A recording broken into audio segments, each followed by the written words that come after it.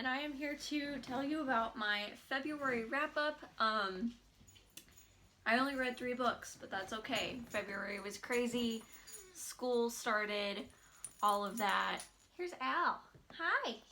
How are you, sir? How are you? This is Alvin, the Greyhound. But yeah, I only read 3 books, but it's okay because school has been hectic, so I'm not reading as much as I would like to, but we're getting used to it. Still reading far more than I used to, so that's good. But the 3 books I did read are vastly different from each other. I read a middle grade book, historical fiction / drama, that is a tome, and a super smutty romance. So 3 completely different books. We're gonna start with the romance, and if you have children watching, you can fast forward until I'm done talking about it. So this is Bear With Me by Lucy Eden. This is a super short romance. It's only like 216 pages, but part of it is like excerpts from like her next book, or like following the main characters later.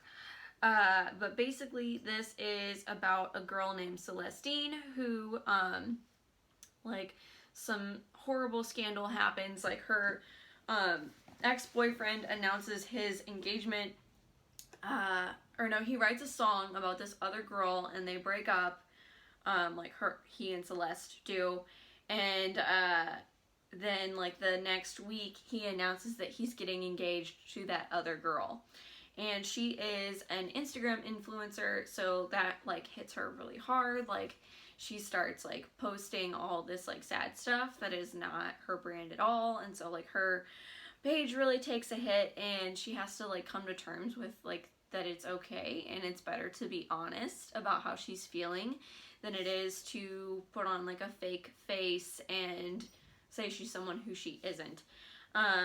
So she decides that it would be best if she like kind of took a little bit of a break from the city, not necessarily from social media, but she's like going out into the woods and she's just gonna be alone with her thoughts, except she meets this handsome like lumberjack kind of guy out there. What is his name? I forget his name.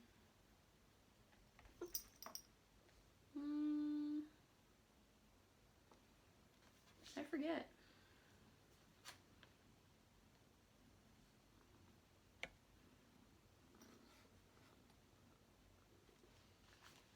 What is his name?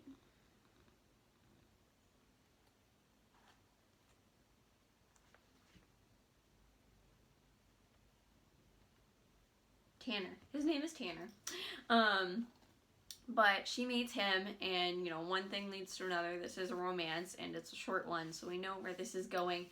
But this also had a paranormal twist that I didn't expect. I thought when it said Bear With Me, it was just that they had, like, some bears on, like, the, like, resort property, and that was just, like, a theme throughout the book. But, like, it turned out that, he is a bear. So, also spoilers, like, don't keep watching.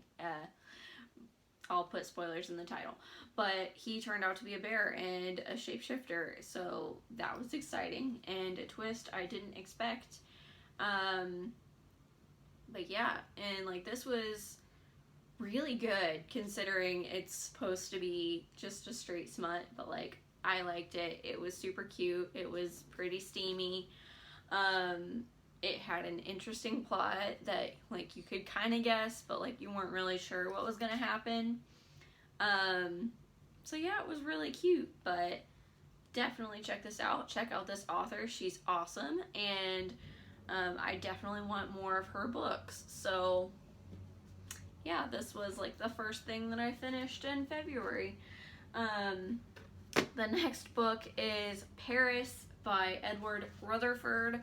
This had been on my shelf since this summer, and I was stuck at like chapter 2. I finally decided to see if I could find the audiobook on Libby, and I did.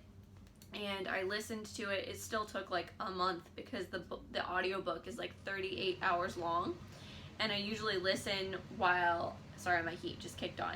I usually listen like while I clean, or like if I go for a longer drive, I will listen, but it still took like a month to finish this book, or like a month and a half, I think. But I did like it. I did not care for the hard copy. It was like hard to follow.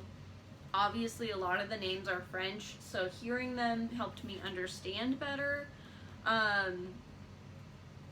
Which I guess that's just personal preference. Like, I spend too long sitting there trying to sound out like what the name should sound like out loud. So hearing it in the audiobook made it make more sense. But this book, we follow several families from like the founding of France all the way up into, I think, the 1970s. So like one family has a like department store.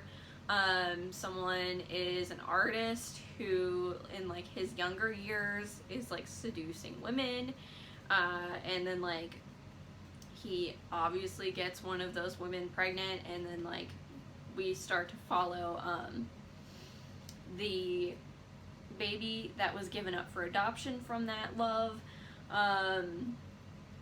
So yeah, it was good, but I enjoyed the audiobook a lot more because I found it easier to follow. It was more like watching a drama on TV, and this was confusing. It felt like there was a lot to learn and have explained, whereas the audiobook, for some reason, it wasn't as confusing to me. So I don't know if I'll read any more Edward Rutherford books, but I might like pick up one of the audiobooks, because he also has like Paris, London, or like, this is Paris. He also has New York, London, and somewhere else. I forget where.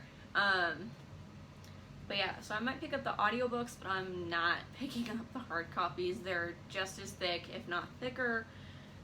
And I just didn't really enjoy reading his writing style, but listening to it was nice. And it also helped that the narrator was really good, and she was really good at all the different accents, because even though the whole book is set in Paris, there are like different characters who are supposed to have like a southern France accent, and then like there are a couple of Americans, and then there are like some like British people, so like they all have those different accents, and the narrator did a fantastic job switching between those voices and also switching between the language, because like I said, this book follows several families from like the 1400s to 1970. So like the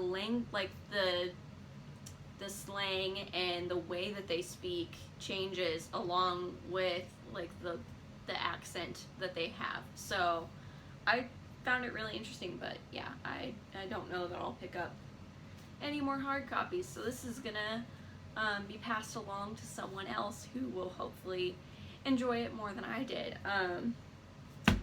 But yeah, and then the last book, this is the middle grade, is The Hat Makers by Tamsin Merchant.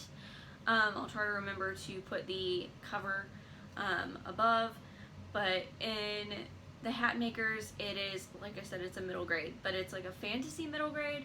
So in that we follow Cecilia Hatmaker, who I'm not sure how old she is exactly. I don't think they actually say.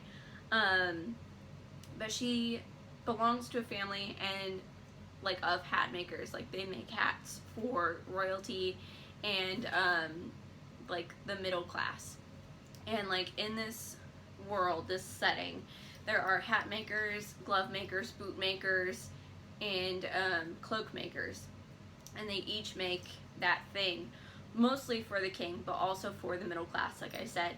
But at the beginning of the book, we discover that Cecilia's father has gone, he's lost at sea, and she does not believe that he's dead, but everyone else does because they haven't found a body, and he was supposed to have wrecked on these rocks that there's no way he could possibly live. But like throughout the book, she's in complete denial about her father having died.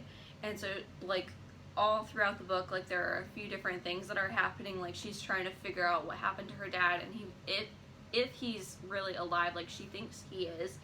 And on top of that, there is like a potential war brewing between France and England.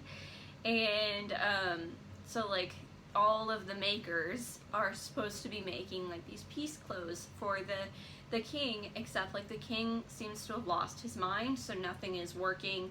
And so supposedly they have like taken him away to like the seaside for some fresh air to recover.